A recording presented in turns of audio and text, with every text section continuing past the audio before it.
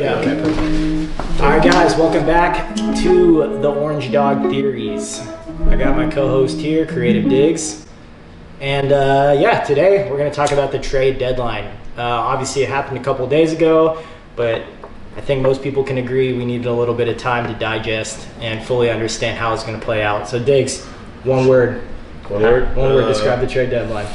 Interesting. Interesting. A lot of things surprised me because it started off slow. Yeah. You know, and then all it took was one big move. That's what I was.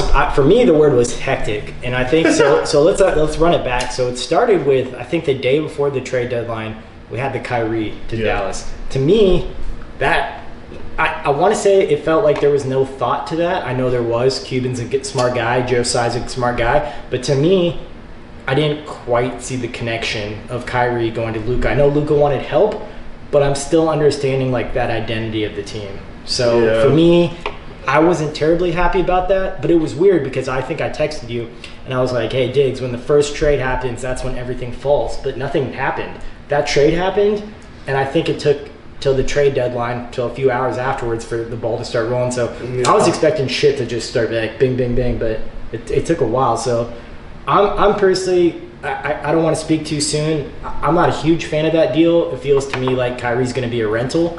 I can't see Cuban giving him $180 million, but that may just be me. What do you think? Because that might have been second or third. If it works, I can see him giving them. But I think it makes sense to me because Luka said he needed a star, which will obviously take pressure off of him.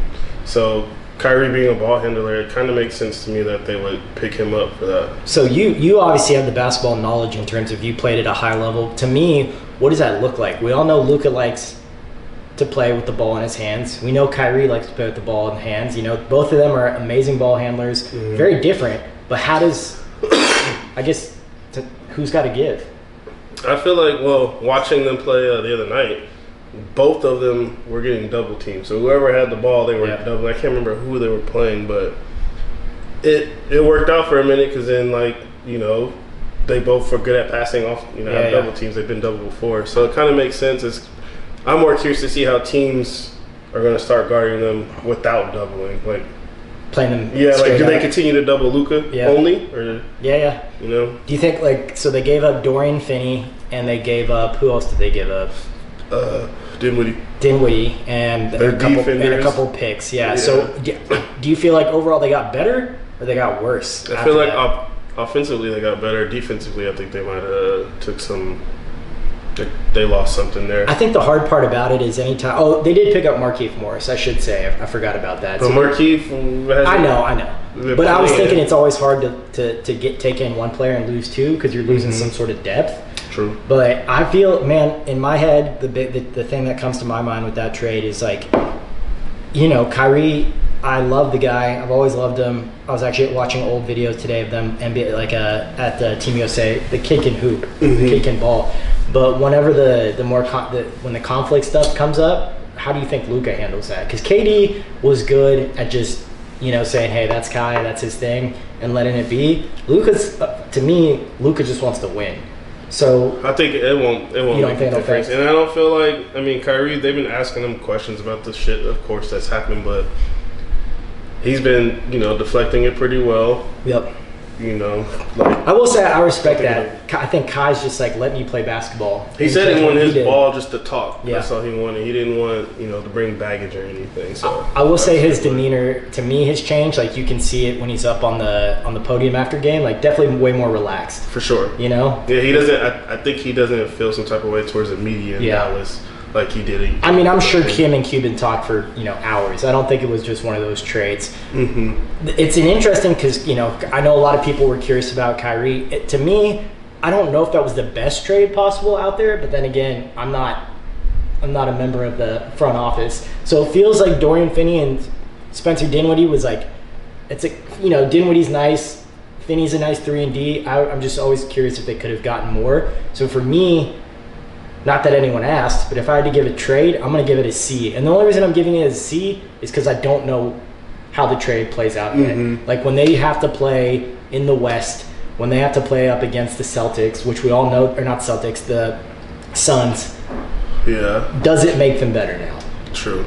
So I'll keep it a C because I know we have a lot of other trades to talk about, but I'm going to give that a C. What do you think? Do they get closer to a championship with that trade? I feel like they're missing some defensive points there, so I would say a C is C. fair. Okay. Yeah. No knock on Kyrie or nothing. I'm going to throw out a curveball before we move on to the next one, but you know who I really wanted to see go to that team? I really wanted to see OG Anunoby go to that team. And why? Because he's a 3-and-D guy. He doesn't need the ball to score. Mm-hmm. And Luka can still run, do everything that he needs to do. OG is still going to pull the same kind of defensive schemes, doubles, triples, maybe not triples, but OG demands a double team anywhere he is. Luka deserves a triple team, but now you've got the dominant ball handler on Luka, and you got OG doing that. But not just that, moving Dorian Finney was big because he was finally settling into his role as a 3-and-D, which we know how valuable that is. And OG is 3-and-D times 5,000. You know, his nickname is the Baby Claw. And then I also feel like he's got that overseas to him, where it's like Cuban loves his overseas players. You know, you got Dirk, you have Luka, you have OG. I feel like they really could have utilized that Euroball-esque. But that was something that I thought would have been great. But I think they would have had to give up a lot more than Finney, Dinwiddie in a pick, Yeah. So I don't know if they had it in them, but that's where I wanted to see OG go, personally. Well, actually, I want to see OG go to Memphis, but we'll get back to that. All right, so let's go backwards one sec. Yeah. Well, let's just go. So before the big trade, Kyrie, we had a small-ish trade that turned into a much bigger trade. Let's talk about the Lakers. Okay. I feel like it's fair to talk about the Lakers because Kyrie was linked to the Lakers, and the trade that I was talking about was the Rui trade. Yeah. So let's talk about all of the Lakers trades, not just Rui. Okay. So what are your thoughts on? I like the Rui Lakers pickup. Okay. I feel like they could use somebody who can play defense. Yeah. And I guess 3-and-D, but he does a little more scoring too. Yep. He's been really aggressive lately too. Then who they turn around? They picked. So we got D'Angelo. Yeah. These were all via separate trades, but they got D'Lo, they got Malik Beasley, and they got Jared Vanderbilt. They gave up Westbrook, obviously. They gave up Juan Toscano, and they gave up Damian Jones, I believe. I feel like they won in that trade. And a first-round pick. Yeah. Not two, first-round pick. But I feel like that was good for them because they needed bodies of players who could go just as hard as on defense as they are on offense. They needed bodies straight up. Yeah, like just bigger bodies to play more solid D, which is Vanderbilt he's an energy guy. Beasley, 3-and-D. So yeah, the 3-and-D I agree with. I wish the Rui one was a little perplexing to me. I haven't watched them enough to know how it's going to play out. But Rui is a big man, right up there with Anthony. I think the idea was if Anthony's hurt, you slide Rui in. I'm not sure if that's how it's going to play out, but that's what they wanted. I like D'Lo. Yeah, D'Lo's a good. I'm still trying to figure out D'Lo's personality and how it plays, but I think he made it very. Well, actually, he didn't make it clear, but I'm very interested to see the dynamic between D'Lo and LeBron. As in, has D'Lo grown up enough since he was a Laker before? I think he has. Yeah. So D'Lo, I was really happy. Malik Beasley is exactly what they needed, the 3-and-D. But at the end of the day, man, when I watch the Lakers, I keep thinking to myself, while on paper they did enough to, I think, get them into the playoffs, this team still just cannot win without LeBron James. And that's what kills me. They might win one here and there depending on the team, but there's no like Anthony Davis should be dropping 30, 40 a game right now, and he's just not giving me that. So that's what concerns me is like, okay, let's say they go deep into the playoffs and LeBron's hurt for 2 games. Does that mean they're going to go 0-2? Like that's what hurts me. Yeah. So overall, I want to give them like an A+ for getting the bodies and trades that they needed. But whenever I watch them without LeBron, I just keep thinking to myself, shit, does any of this really matter? Yeah. You know? Yeah. I'd say I'll give it like a B. A B. A B because I feel like that's what he needed. I mean, the people that he got rid of were that, just not on the level of the players. Yeah. So it was a good swap to like. I feel like with AD and LeBron, I feel like they're all going to have to figure out how to play with the both of them. They have to. You know? And that's going to be the hard part because Westbrook couldn't figure it out. And that was a big thing. So Yeah, I mean, D'Lo, I would much rather have D'Lo on my team for this team just because... Start over Schroeder?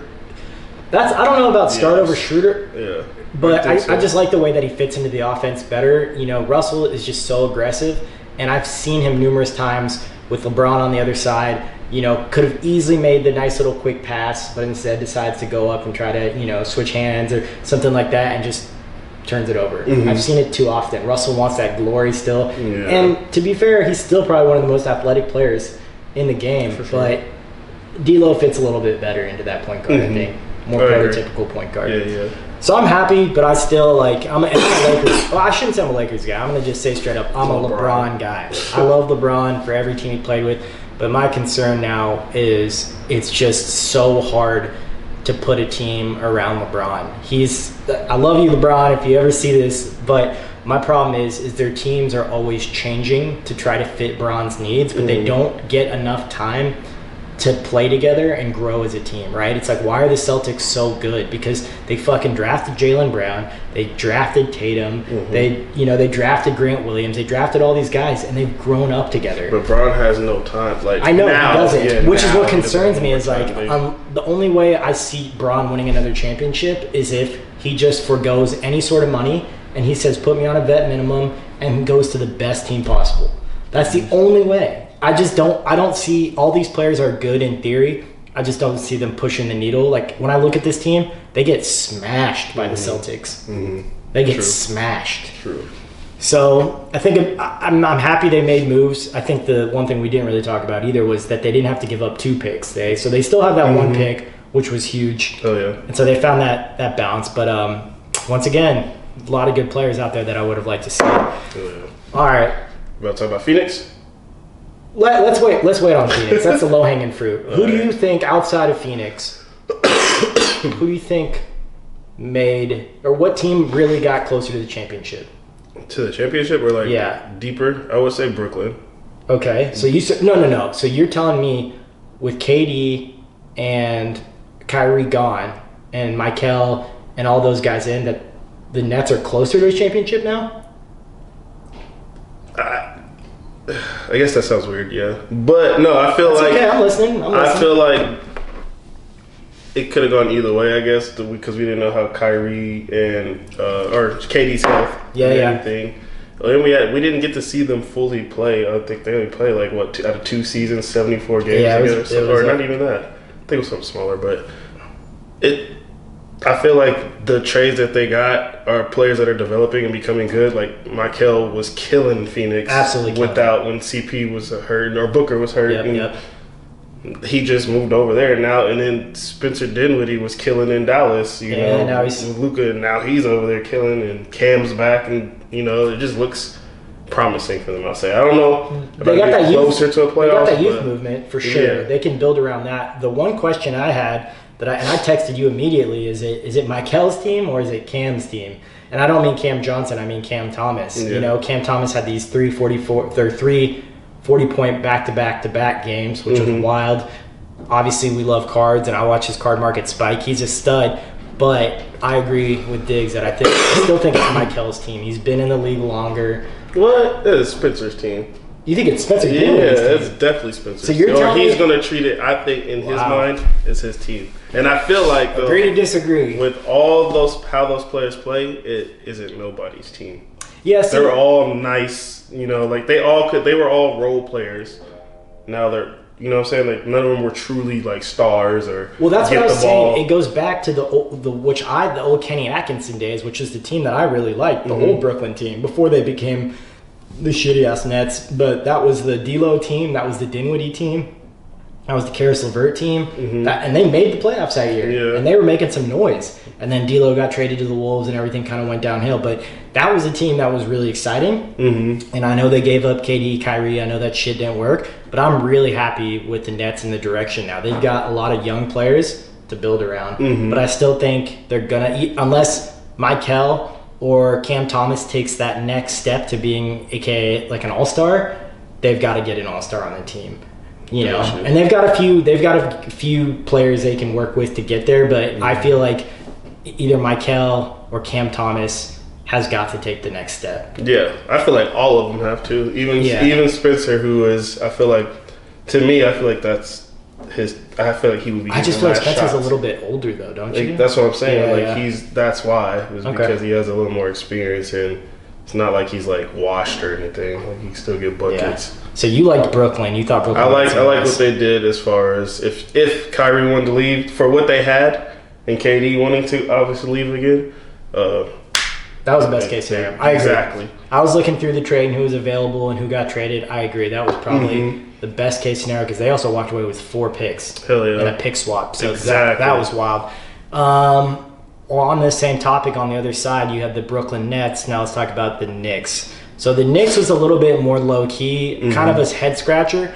So the Knicks, they got Josh Hart, and they gave up Cam Reddish and 2 other players, as well as a first-round pick. So for me, this was a little head-scratcher. This was more of like a, that Spider-Man meme where they're all like pointing at each other? Yeah. That's what it felt like. Cam Reddish and Josh Hart. Josh Hart's older, obviously, good player, but Cam Reddish, in my opinion, could easily beat Josh Hart if he got more playing time.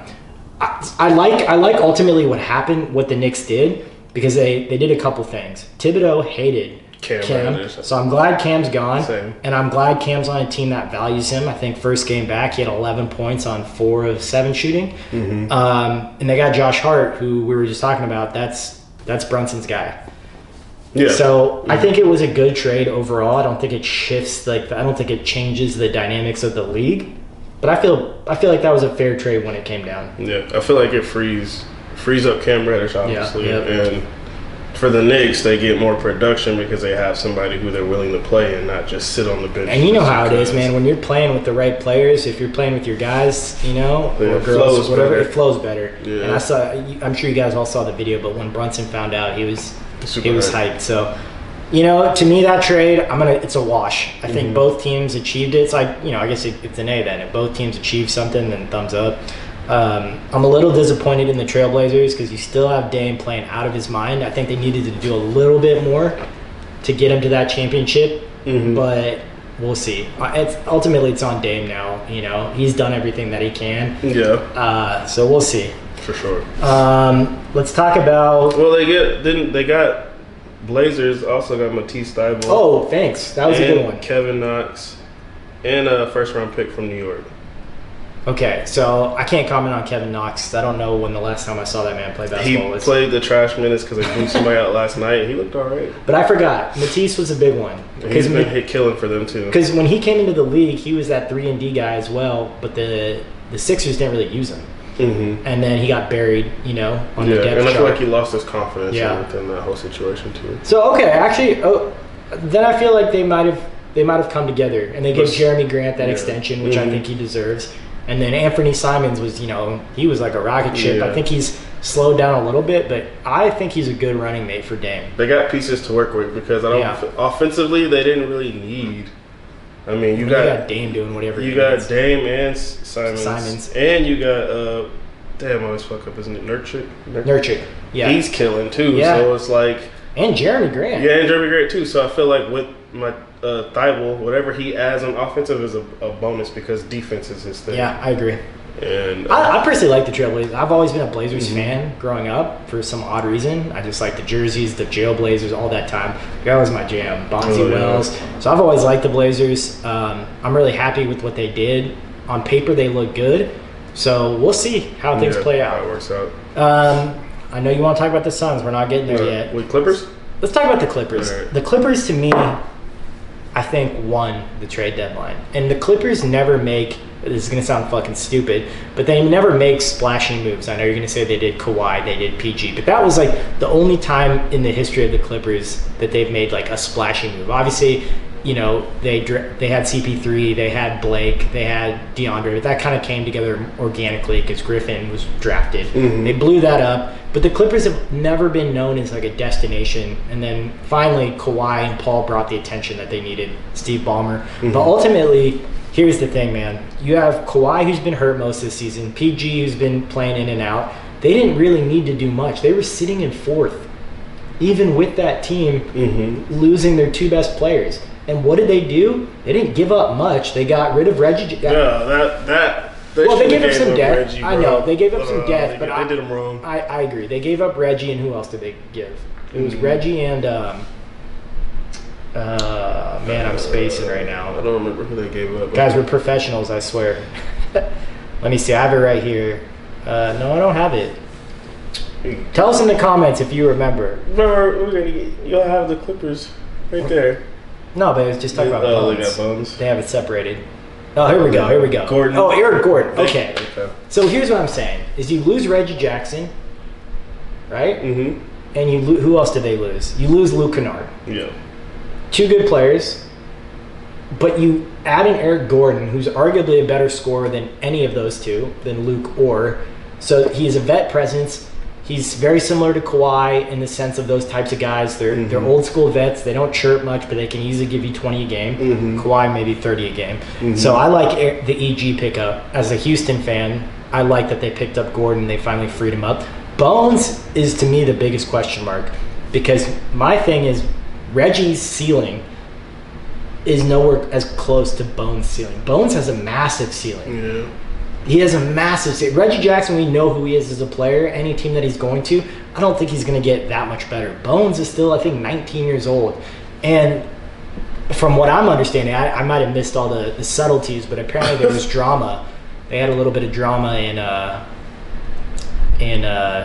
Denver. Mm-hmm. So I didn't know about this. So when I saw Bones traded, I was like, holy shit, but Diggs kind of ran me through the sitch. But I think Bones is the biggest question mark. And if he can put up 18, 20 a game, that's going to be a team that you do not want to see in the playoffs. I don't care who you are. That's going to be a team that you do not want to see because I'll tell you what, Kawhi will be ready when the playoffs come. Yeah, they just fucking armored up pretty much. And they've always had the most depth. Weapons. That's all they pretty much. I feel like they traded 2 good players for 2 better players, if that makes sense. Gotcha. I like Reggie and I like Luke, but they've been on that team for a while, and they haven't been able to take it to the next level. Mm-hmm. So EG, slide him in there, perfect. That's like an easy 15 to 16 a game. Mm-hmm. And then you've got Bones, who's just motivated to go out and kill. Yeah. So for me, if I had to give an award, I'm going to give it to the Clippers for they didn't really give up much, and I feel like they got back a lot, not in terms of just production now, but production later down the line. They did get better. And you got to think about contract-wise. Bones is on his rookie contract still, so. Oh yeah, true. I like that. Okay. That's the thing people don't talk about enough. I mean, sure, we're not ESPN, we're not that, and I'm not the contract guy. But people also forget these contracts. The goal for every team should be to lock up the best player that you can on the best contract possible. So you don't have, like with the Kyrie situation, they've got him for a few months, and if they don't win, and he doesn't get the money that he wants, Kyrie's gone. That's a rental. So that's kind of that. There are a few other trades here and there that I thought were interesting, but I think let's just get to the meat of it. I was telling them to hold off, but now's the time. Sure. What did Phoenix do? So no, let's talk about you woke up that morning. Oh, okay, bet. And what'd you see? Because I'll tell you what happened to me. So here's the thing. I still don't know what happened to the trade. So y'all know I've been dealing with some health issues, so I went to sleep early. And I woke up. You go to sleep early regardless. I do. That's true. I always go to sleep early anyway. So I woke up, and all I see is ESPN, Kevin Durant to the Nets. And, on the text, they can't fit that much. So all I saw was KD to the Suns. I'm sorry. And I was like, who did they give up? Is Booker still there? Is Ayton still there? Yeah. I thought for sure Ayton was gone. So I saw that, and I called him, and he's like, bro, that happened last night. Okay, so what happened with me is I don't sleep that well. So I heard the little vibrate, and I was like, what the fuck? I don't really. So I looked, I just tapped my phone, I remember tapping, and it said KD to the Suns, and it was like 1:30 a.m., and I was like, oh shit. And I was like, can't sleep. I didn't go message him. So then what time did it happen at? Like 1:30 a.m. Yeah, 1:30 a.m. My phone was like, it was finalized. And then I woke up in the morning, I was like, I'm not even going to message Kev, I'm going to just wait and see. And then sure enough, when you saw called him right away. I was like, damn, this shit's crazy though. I'll just say, man, it's one of the, when you look at if you just look at that lineup right now, just on paper, they look insane. It's like the Monstars. KD, Booker, Ayton, and then Chris Paul. Chris Paul could never score another point again, and they would still win the championship. Legitimately, he could give you. Wait, so do you think they're going to win the championship? Yeah, here's my thing. They're going to be. I have them in the finals. The Western Conference Finals. I have them in the finals. I still have the Celtics winning it, and the reason for that is solely because they have the same weapons as they have the same weapons to a certain extent as the Suns, but their depth is way better. And they've been playing together for longer. We've seen these super teams made like at the last minute, and usually they need like a year, right? So like when Braun went to the Heat, right? They didn't win the championship that year. So that's my only concern is like, can Phoenix get their shit together in a small enough time for them to win? And obviously they gave up a ton of depth. They gave up a ton of depth. And that was my concern, but as of today, it looks like Terrence Ross will most likely be on that team, and Pat Bev will most likely be on that team, and they'll probably pick up a few more. So ultimately, depth is huge, and that's where I feel like the Celtics have the one-up is they've been to the finals together with that team. They know what they did wrong, and they really haven't changed much. They added Mike Muscala, who's playing quite well, but they know their identity. Right now, I don't know if the Suns know their identity.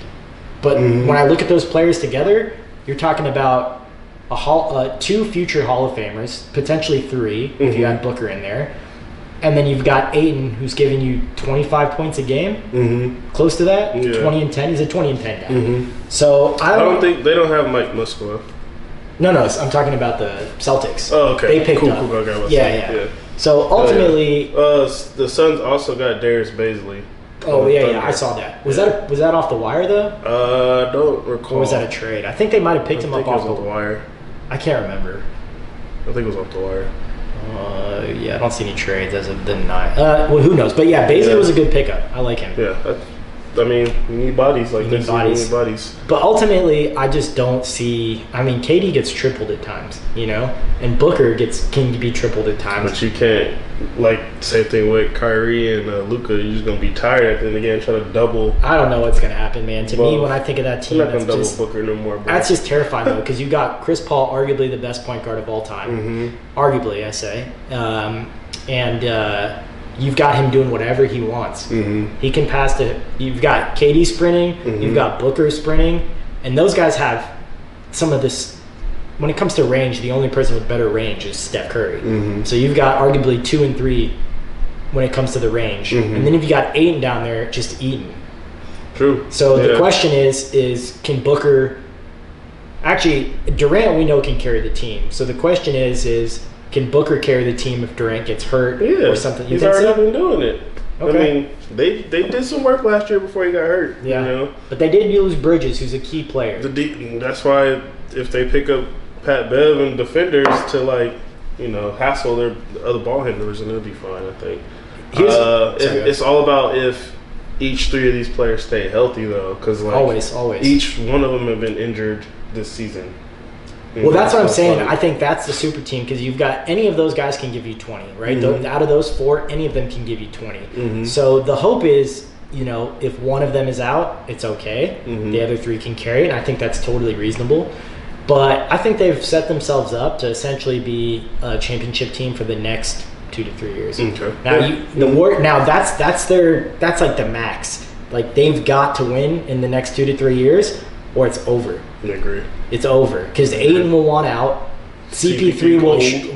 He's too old for that. Yeah. And then you're left with Devin and KD, and I'm not going to. KD might jump ship. Again. So they've got. I'm going to say not even 3 years. They've got this year or next year to win this thing.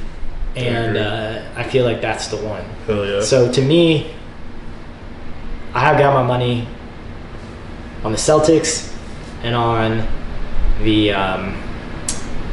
And the Suns. And I cannot wait to watch that if that's how it plays out. I agree with you. I think I have it playing out that way too. The only other team that I think we can talk about, Clippers, we'll see. It's just so hard because the Clippers have never actually gone to the championship. Yeah. I've never seen them do it, and they haven't done it.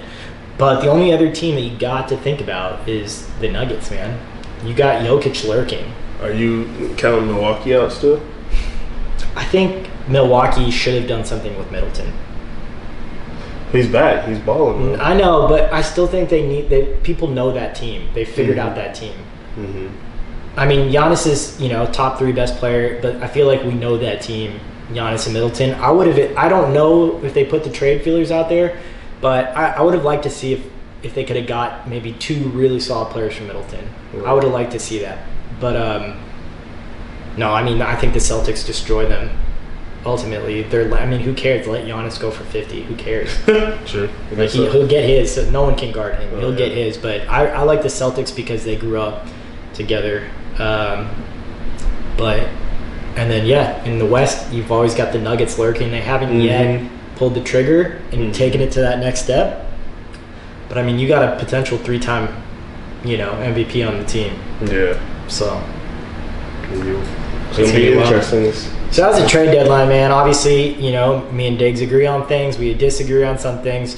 But ultimately, it was fucking wild, to say the least. Agreed. So we're going to keep pumping out these episodes. We have some ones will be topical as, the trade deadline. And some are just going to be fucking funny. I think the first episode we ever did was who is Mac McClung's...